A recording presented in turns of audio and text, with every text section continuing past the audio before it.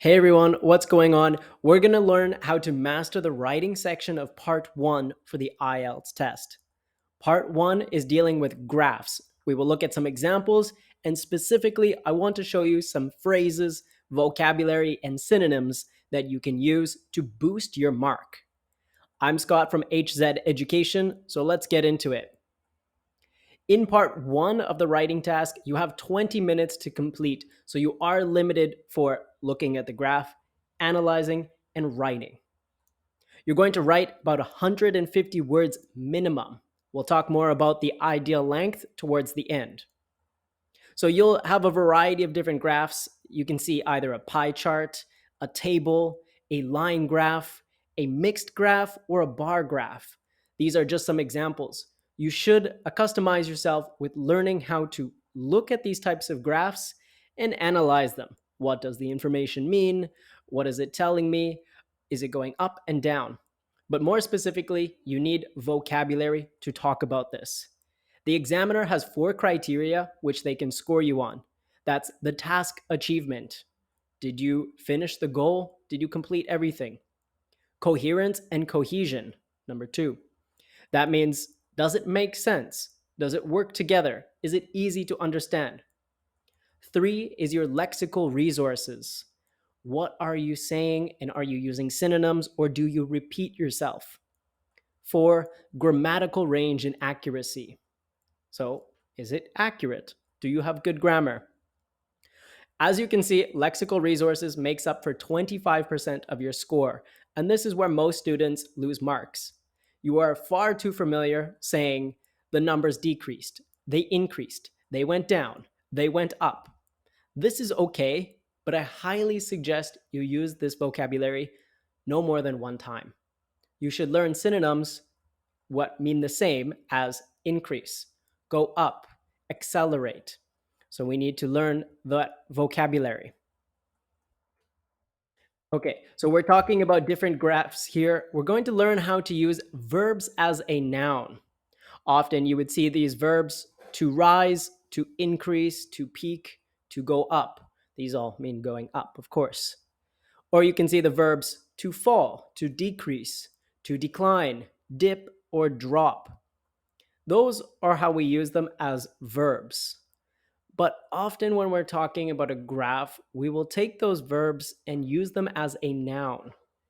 Instead of saying to rise, the numbers rose in the past tense, we can say there was a rise in. So there was a rise in average salaries. Before you even get into talking about the graphs, you must know what the X and Y axes mean, as well as the title and the information. This graph here is just a very basic example of what you might see, but you should understand we have categories along the bottom. Okay, category 1, 2, 3, 4, 5. And we have the salaries. In an actual example, this will have more detail. We know that it is about average salaries. Okay, so we want to make sure we're talking about the average salary, not a specific salary. Now, this might be within an industry, but we don't know. And along here, we can see the numbers. Again, this graph is lacking a bit of information, so we don't know if this is percentage or thousands. We don't know if it's 40,000, 50,000, or if it's percentage of increase. So what I want you to really take away is using these verbs as a noun. So instead of saying in a verb tense that the numbers gradually decreased from 80 to 60, well, that's as a verb. That's okay. But this is how you can use it as a noun. There was a gradual decrease in salaries. This will boost your writing up if you're using verbs as nouns. Now, more importantly, you should not be using the same words repeatedly, again and again and again. Don't use decreased more than once.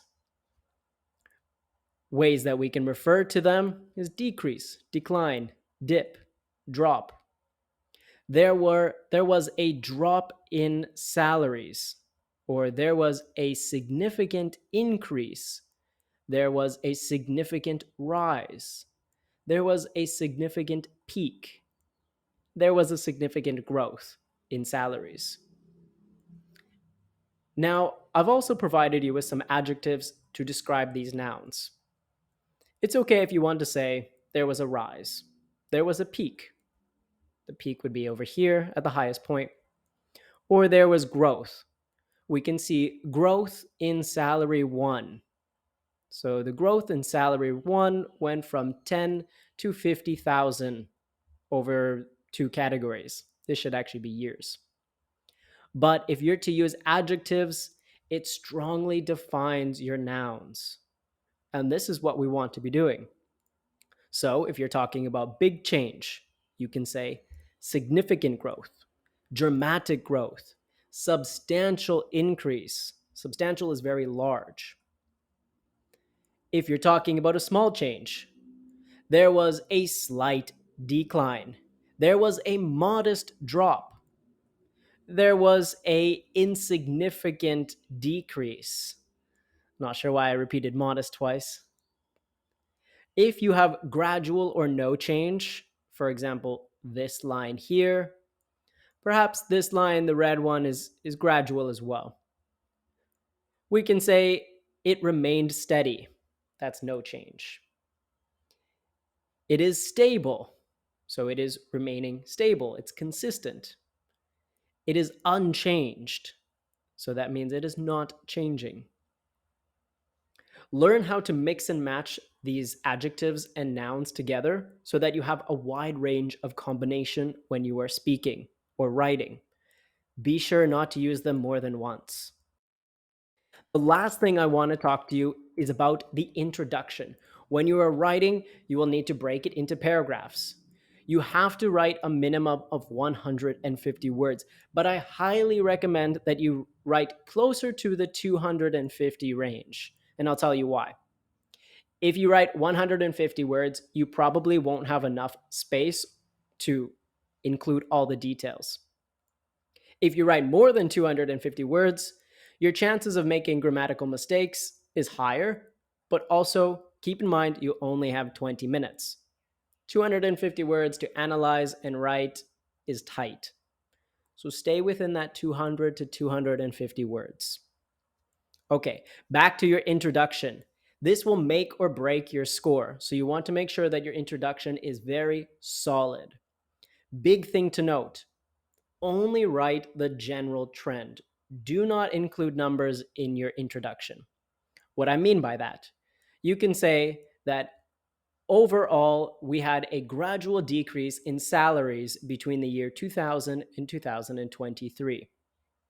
So we say overall, generally speaking, we had a gradual decrease between these years. The years that you could include, but not specific numbers as in 20 or 30%. What I don't want to see is people saying between the year 2020 and 23, there was a 40% decrease in salaries. Now, why don't you want to say this? Well, because your introduction is your opening sentence. This is your thesis or your main topic. Leave the numbers for the body paragraph where you have supporting evidence. Introduction sentence is a general statement. Body paragraph is your specific details. Second thing to note about your body paragraph, only include information that you can see. Don't include your analysis of it or things from outside the graph. If there was a decrease in salaries, don't say this is likely due to the pandemic, COVID-19. The graph doesn't include that and you don't know, so don't include it. We're just talking about information from the graph. Okay, these are the specific words and vocabularies that you should be comfortable using. They will definitely boost your score. Remember not to include words more than once. Have a long list of vocabulary and synonyms that you can work with, modify, change in order to describe the graph, and be sure to understand the different types of graph and how to talk about them. If you find this information helpful and you're taking the IELTS test, please like and subscribe to the channel. It really helps us to promote good content for you guys. Thanks for paying attention, and we'll see you in the next video.